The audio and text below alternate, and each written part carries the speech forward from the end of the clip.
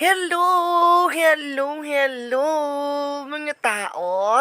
Ayan, naghihiwa ako ng talong. Kasi nga, panghapunan namin. Haadobuhin ko yan. Tapos, yung tuyong-tuyo na, lalagyan ko na siya ng itlog. Ayan. O, diba? Hinahalo-halo ko siya dahil nangingitim siya kung hindi mo lagyan ng tubig at hindi mo hahalo-haluin. O, diba? Ayan.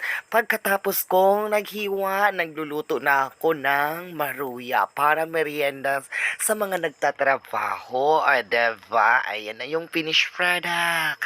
Ayan, o, diba?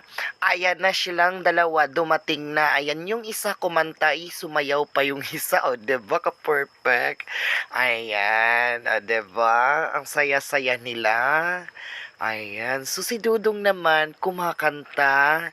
Ayan, pangtanggal pagod daw. Ayan, o, diba? Sabi, tanggal pagod at yun na nga yung pangtanggal daw niya ng pagod. Sabi, ayan, sasayaw pa yan siya dyan.